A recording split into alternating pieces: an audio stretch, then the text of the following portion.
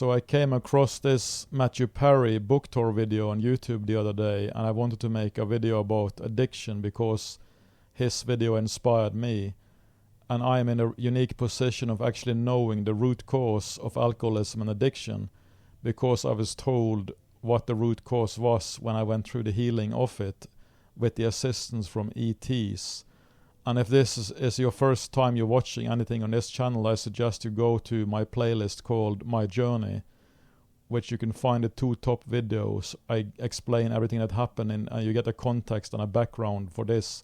Otherwise you will not believe what I'm talking about here, and you will not have a background or a context to put it into, and how I know these things.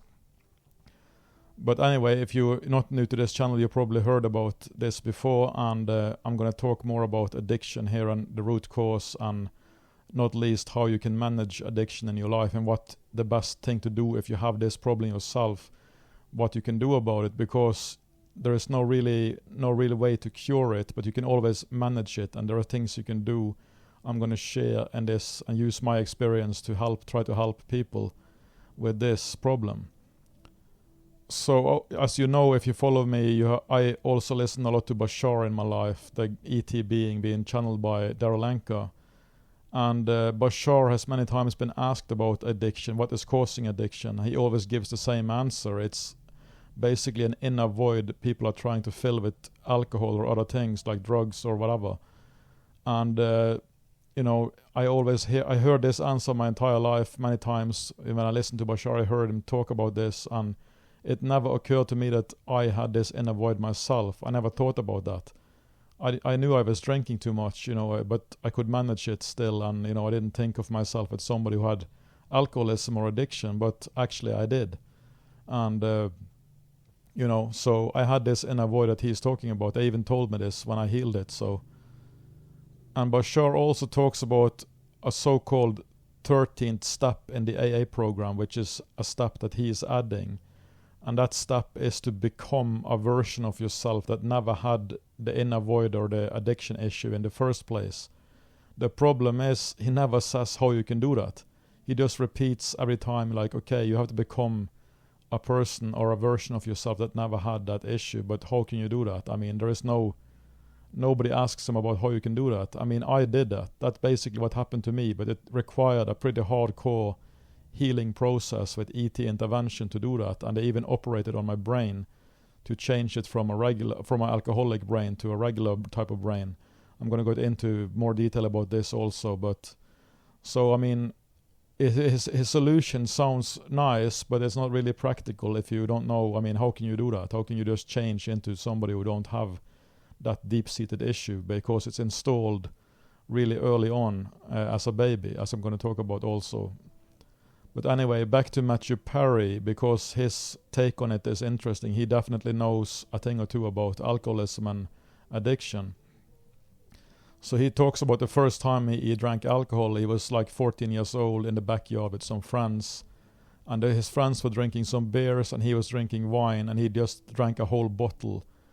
And his friends were already puking, like they couldn't handle it. But Matthew Perry, he was just lying around in the grass, feeling great. Like he says it felt like he finally came home.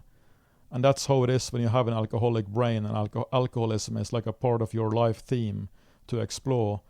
That's how it feels when you first drink alcohol. It's like coming home. It's like you're finally plugged in. It's like going from, a grayscale world to a colorful world. It's like suddenly everything makes sense, and it's because you're always at a deficit, so to speak. You have this inner void that you don't know about, which has been affecting how you experience life and everything your entire life, so you don't know anything else. And you're at a deficit because of this. And alcohol kind of plugs you in, and you feel like, wow, is this how life really is for normal people? Because that's how it feels. He even says that. Matthew Perry even says that. He thought this was like how normal people experience life. He was finally feeling like a normal person. And that's exactly how I felt too. I even used to say this when I drank with my drinking buddy back in the day when I was young and in my 20s and very low level of consciousness, below 200. After 4 or 5 or 3 or 4 pints or whatever, I would always say to him, now I feel normal. like, I don't feel drunk, I just feel normal, like now I can be like a normal person. And that's exactly how it is when you have an alcoholic brain and alcoholism as a theme in your life. You're always starting below normal. You're starting at -3 or something, and then you drink yourself into normal. And then you can start to drink yourself to become drunk after that. So I can completely understand what Matthew Perry means when he says that it felt like coming home. And it's like something is always missing when you're not drinking, but you don't know that before you're drunk the first time. So the first time you touch alcohol, it's a big deal. So it plugs you in and it makes you feel normal, or how you believe normal to be. Obviously it's not really the case, because you're actually drunk, you're actually intoxicated. And alcohol is like a substitute, it's not real, but that's just how it makes you feel, because you have this deficit or this inner void that you don't know about, right? So Matthew Perry in his video is trying to look for the causes of this in his childhood, but you can't really remember it because it's installed when you're a baby, it's pre-memory. But he talks about how he didn't get enough attention from his mother and these kind of things, and some other things. But you can see he's struggling, like he's almost crying, because he's looking so hard to find what caused him to be like this, because he's like, in all other areas in life he's a pretty good guy. But when it comes to this little thing or this one thing, he can't handle it, right? And he's really, he's frustrated. He is almost crying because of it in this video, because all the other people in France, they didn't have this problem, only him. So it's a curse in that sense, and especially when you don't know what's actually causing it. You can blame all sorts of things in your childhood, but the actual root cause of the inner void that you're trying to fill with alcohol or anything else, that's installed as a baby because the mother cannot establish a loving connection with the baby. That's what the ETs told me when I healed it, and I talk about this in those videos in the My Journey playlist. So basically, my mother had a severe case of postpartum depression, which is not as uncommon as you might think. And many people think that, of course, any mother would obviously love their baby no matter what, right? It's not really the case, okay? Because around 15 to 20% of mothers across the world, on average, they have a severe case of postpartum depression. And even up to 80% have a milder version of it that they call baby blues. So I don't know if the baby blues, the milder version, is enough to create an inner void or not. It probably is, but maybe not so severe. Maybe a less severe version of it or whatever, I don't know. But, up to 80% of mothers have either a, severe case or a milder case or something in between of postpartum depression as they are nursing the baby, right? So obviously that's a really deep-seated trauma, and that's the root cause of this inner void that you're trying to fill with alcohol or drugs or whatever it is for the rest of your life.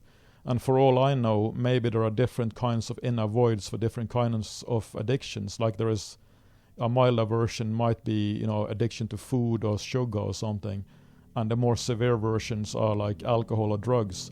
I don't know how that works. Nobody knows, because there's no research, and most people don't even know about the root cause at all. Which is why I'm making this video, so I can actually help people, hopefully. So what you have to realize is that the brain of an alcoholic reacts differently than people who don't have this problem. Because if you have alcoholism as a theme in your life, that's not an accident, okay? You basically chose it up front before you incarnated, and that's what part of your life was, to explore this theme of alcoholism. That they told me this too.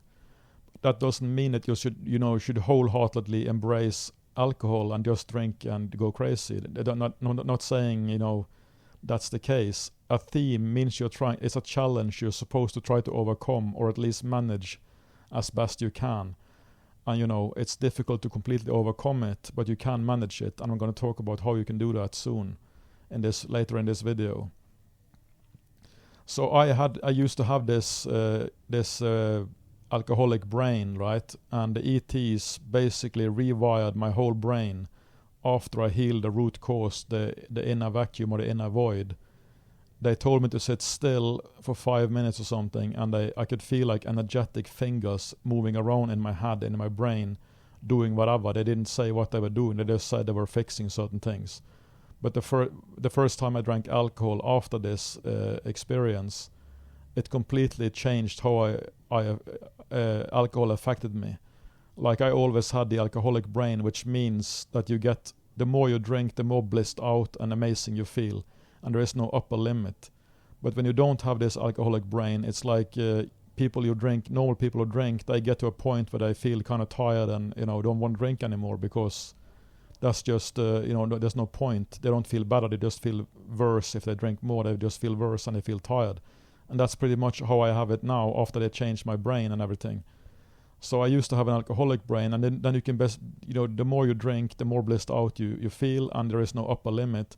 So you basically drink until you collapse or fall asleep, because that's just how it goes with that kind of brain, right?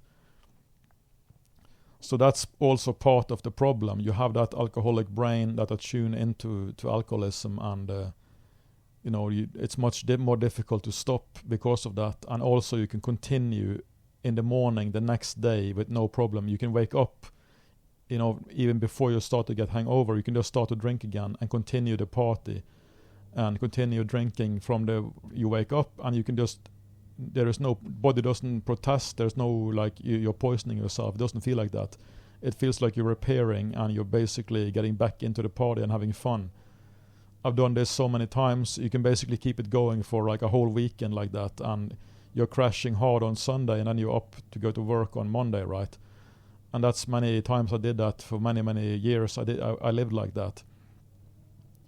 And because when you don't have an alcoholic brain and you try to start drinking in the morning, first of all, you will not feel the urge to do that at all, because you will feel like you're poisoning yourself and it will feel horrible. But if you don't have an alcoholic brain and you try to do that, it will not really work as good either. You will feel even worse most of the time. That's how it works for me now after they changed my brain. I can't actually repair, as they call it. I can't, I have to wait. I can do it maybe later in the evening, but if I start in the morning, I feel completely toxic and I feel worse, and I can't, there's no point. It doesn't work like it used to before. So all these things combined make up the alcoholic, and that's why it's so difficult for them to stop, and that's why they can continue for days and days and days, because there is nothing that limits it. The more you drink, the better you feel, no matter when you start and how long you do it. And that's just the difference between regular people's brain and alcoholic brain. So this inner void, obviously you can never fill. That's why it's a void. It's unfillable. You can drink your entire life, it never gets satisfied, and that's the big problem. But you feel satisfied, you feel complete, and you feel sort of whole when you drink. In the drunkenness, that's when you feel that you're living in the moment, and you feel blissed, and you feel sort of fulfilled in yourself. And that's the problem, right? Because you can't get that from normal things in life, because you're always at this deficit. So it's like a flat line. Normal life, sober life, is like a flat line, and with alcohol it becomes like a dynamic party, like up and down, and all these exciting things, and everything is exciting, and people are exciting, and music is exciting, and everything, watching movie clips on YouTube or whatever is exciting. Everything becomes super exciting that you didn't used to be exciting when you're sober, because you don't feel the pleasure from normal things like regular people tend to do, like going for a walk and talking to friends and being with friends. It's all okay, but it's never really enough, kind of. You don't get the same pleasure, I believe. Matthew Perry talks about this too. He couldn't really enjoy anything unless he drank alcohol. Then he could enjoy everything like normal people could. But he had to have alcohol to do that. Otherwise, it just didn't do anything for him, like talking to people or, doing normal things like shopping and all these things that people enjoy. He could not enjoy any of it. And I think you have a kind of a version. This can vary a little bit from case to case, but I think you have a version of it. Depending on, you always find something to enjoy in life. I'm not saying that, but you have like a more of a grayscale than a color TV, to put it that way, for life, until you drink, and then everything changes really rapidly. And even just the thought that you're soon gonna drink puts you in that state a little bit, like you get that excitement that you're gonna drink very soon, and maybe in the evening or whatever. then you get the same kind of excitement going, and everything becomes dynamic and fun instead of flat, like, and gray. So there are many things that goes into this to understand. You can't really judge people who have this. They can't help it. It was installed like a program early on. It's almost virtually impossible to actually heal it. I've heard of nobody else except me who have healed this root cause, and nobody even knows about the root cause because nobody, has learned about this from ETs like I have. So you can't blame people. That's their theme in life, but you can certainly help or assist people, and not least, that's what I'm trying to do here, not least how to manage it, because that's the important part. And it's equally important not to judge yourself for having this theme in your life, okay? You can't be ashamed of it because you actually came to explore this theme, and that's who you are. So you're supposed to be like this. And it's better to lean into it and actually embrace it in a way, and especially not feeling ashamed about it, because that's going to make it worse. What you have to do, in my opinion and my advice, is to try to get up the scale of consciousness as best you can, because that's going to give you like a different meaning in life. For me, I had 2 periods of alcoholism. One when I was low level in my early 20s, when I was below 200. And if you're below 200 and you're alcoholic, it's much, much worse than if you're a high-level person, like in the 400s and even 500s. Then it's completely different to be an alcoholic or to have this in a void, because you can manage it so much better. So when I was in my early 20s and below 200, I was very extremely self-destructive, and I was living out that myth of the suffering poet, because I was writing poetry at that time and reading a lot of poetry and these kind of things. So I saw myself as a suffering artist and a self-destructive drinking artist, and I lived out that myth, basically trying to destroy myself because I hated myself so much. So the way I was drinking back then, it was like completely nuts. Like, I would drink, I would stay with my drinking buddy, and he had a flat. I would sleep over there basically, and we would party all weekend, like 3-4 days every week. And start early in the morning when we wake up, and we just keep it going all day, all night, or as long until we fell asleep basically. And it was completely nuts. We would drive around in taxis and all over the place, and just do all sorts of crazy stuff, and go to all these bars, and just a regular crazy party life, but even more extreme than most people would do it, because we never stopped, and we just kept it going as long as we could before we had to do something sensible, like going to a job or something, or whatever, going to studies. So, it's very different when you're on lower end of the scale of consciousness, because then you can't really manage it, and you become like if you continue on that path, you become like a serious alcoholic who can't manage it at all, and you can become like not a homeless person maybe, but at least somebody who can be a street alcoholic and collapse around in the city and just be completely helpless, right? So that's not what you want if you have this problem. You want to get up the scale. And the good news is that if you start to act on your highest excitement, which is what I advise to get up the scale, I have an ebook about how you can get up the scale as quickly as possible, the scale of consciousness, and I also have videos about this in my playlists. But anyway, one of the things you have to do is act on your highest excitement, and this gives you a meaning in life, because when you act on your highest excitement, doing things that excite you takes you into the moment, and then you don't need to drink so much. You really feel like drinking. So when I started doing this, I stopped drinking for a good while, because I found so many things to act on that was exciting, and I quickly, in a matter of like 4 or 5 years, I went from way below 200 into the higher 500s on the scale, with the help from an enlightened teacher also. I talk about this in many videos. But anyway, on that journey from the bottom to the top of the scale, so to speak, I did all these exciting things, and more and more things came into my life that was exciting, so I didn't feel like drinking. I didn't need it.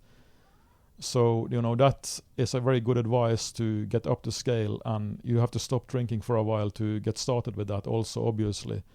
I did a lot of yoga in the beginning, and meditation and these kind of things, and that got me started and gave me a purpose to, and also a way to stop drinking and cleanse my body and these kind of things. So that you can do. You can get my ebook, and you can check my videos to how to get quickly up the scale as possible, and you start doing that. you will not want to drink so much and these kind of things, because this will take over your life. The problem for me was that I so quickly went up the scale. I went into the 500s, and then I sort of stopped, because your higher mind will guide you only so far. You can't get into the enlightenment levels like non-duality and above without being granted like a bypass or a jump into those levels by the higher mind, who is in charge of everything anyway.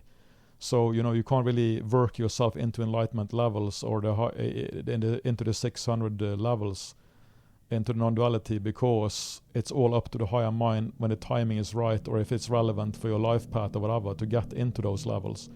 So for me, everything sort of stagnated when I got into the 500s. I had a couple of years of amazing bliss. I didn't feel like drinking when that happened. I was walking around having a great time, feeling blissed out all the time. But then that faded away, and then I was left with that vacuum, or that inner void, much more present in my chest area, in my system, because all the protective layers had been stripped away by getting up so high on the scale and so deep inside myself that I was left with only this inner void. And I didn't have anything exciting to act on anymore, because you're sort of left alone when you've reached a certain level in the higher 500s and whatnot. There is no more, there's nowhere to go, because you've been already come as far as you can by doing that. So there's no, I didn't really have anything exciting to act on. In the first couple of years when I was blissed out, everything was exciting basically, because that's the state you're in. But when that faded away, eventually after a couple of years, I had nowhere to go. I didn't have anything exciting. And I also got sick for a couple of years on top of it. So that's when I started drinking again. And because I had to do something to distract myself from suffering both inside and on my skin with all the eczema stuff I had and whatnot. And that's when I learned to drink alone, or usually before I usually went out to clubs and bars and whatnot. But when I was sick, I couldn't do that. So I was basically alone, sitting alone at home and drinking and listening to music and whatnot. And that became like a thing for me, and I sort of optimized everything around that and around those drinking sessions, like what kind of music I listen to, and have playlists, and how to step down to not have the hangover, like gradually stepping down over a couple of days, drinking less and less. So I had to fade away the hangover, not face everything, because I would drink at least 2 or 3 days in a row when I started, and then I had like a break for a week or two or whatever, and then I do it again. That's how it went most of the time when I was in the higher 500s, right? So I mean, it's a big difference, obviously, from how you manage it. I was completely able to manage the alcoholism when I was in the higher 500s, and optimize everything, and minimize the hangover, and optimize the fun, and not take it out on people. Like if you're in a low level and you're an alcoholic, you will usually hurt people, and all sorts of ways.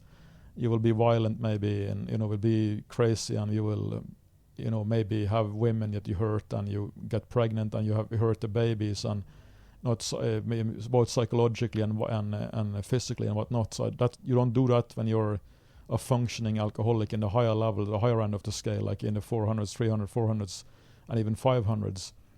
But you can't get rid of the actual problem, because I was high on the scale, but the inner void was still there, right? And since I had nothing to do and I was sick and whatnot, I just took to drinking, because that's, nothing else made sense, so to speak. I had nothing else to do. And it needed some kind of break from my condition and sitting around doing nothing. I couldn't even work because I was so sick for 2.5 years. But anyway, the point is that you have to get up the scale as high as you can, because when you're on the journey up the scale, you will not drink so much. And when you're up the scale, you come to a certain level, you will not feel, the same anymore. You will be able to manage and handle the drinking in a much better way. So you can sort of, you're going to have to drink sometimes, and then you just optimize for the upside, you optimize for fun, and you optimize for avoiding anything negative about it. You don't go out and do stupid stuff and make a fool of yourself in front of people. It's better to just drink alone when you have to drink, and get it over with, out of your system for a while, and then try to not drink for as long as you can, but when you know that it comes back again, you do the same.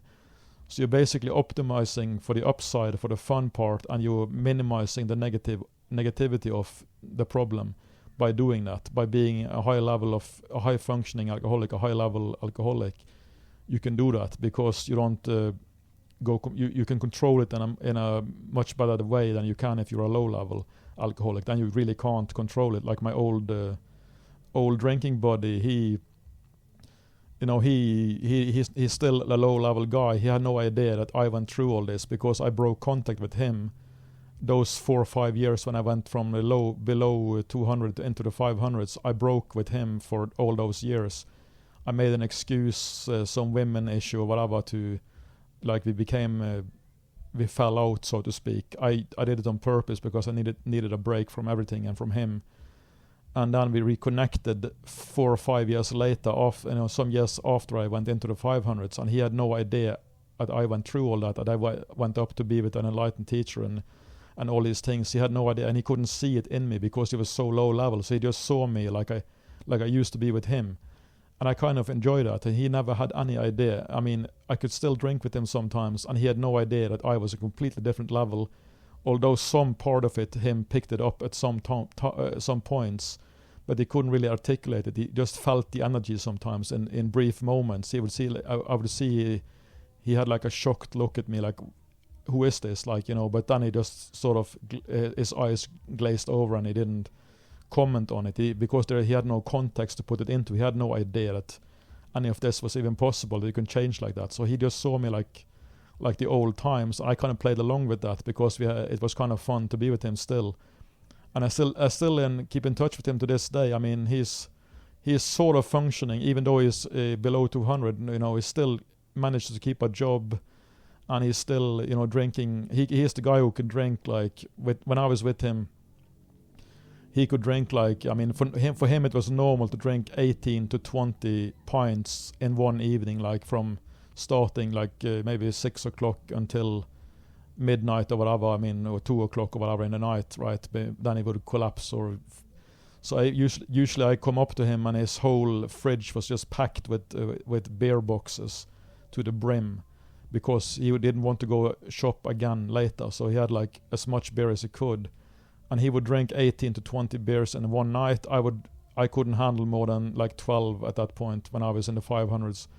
I've usually fall asleep around 12 beers, and he would just continue until he fell asleep later. But we had a lot of fun together. The guy is, his body has handled more stuff than you can imagine, and he's doing okay. He's been doing this his entire life, and he had no idea that I went through all that and that I changed. So, and he can do the guy that also does coke sometimes, and he can do 15 grams in one weekend alone, sitting doing coke, 15 grams and drinking maybe 50, 60 beers across the whole weekend, 3 days, and just continued 24/7, not even sleep, because he's doing coke, right? And then he just goes to work on Monday, no problem. He can handle holding a job, but he gets to work from home sometimes, which helps a lot. And they don't care about his drinking as long as he doesn't show up drunk and does his work and okay, then he can handle. So he's doing much better than I thought he would.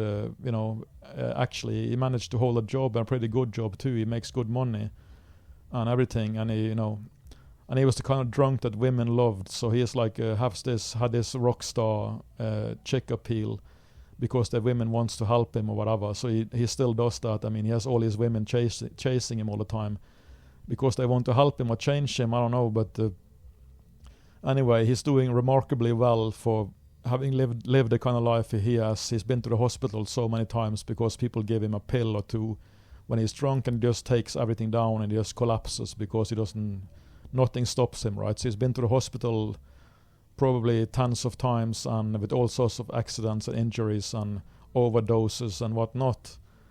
And he's still going strong, and still, but he is obviously not a very high level and high functioning alcoholic. If he starts to drink, he can't stop until he absolutely has to. And, and he can drink a lot. So there's a big difference low on the scale, high on the scale, being a functioning alcoholic. Obviously, it's best to not be an alcoholic. Obviously, if you can not drink at all, it's obviously the best. I'm not glorifying anything like that, but you have to embrace and accept the fact that you have this inner void that you can't get rid of, most likely. I mean, that, like they say in the AA, if you are an alcoholic, you're always going to be it. If you touch alcohol, you will fall off the wagon again, right? And their idea of being cured is basically not drinking and forcing themselves, going through all the steps and then trying to stay sober.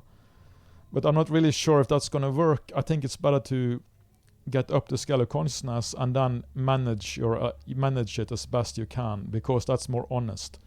Just forcing yourself not to drink, it's better than nothing, I guess, for if you're low level, because if you're low level, you're going to do so much stupid and negative things when you're drunk anyway. And the AA people don't know about the scale of consciousness, right? So they can't teach that. But in my advice, it's the best thing you can do is check my videos or my ebook and do the best you can to get up the scale of consciousness, and then you will manage the alcoholism much more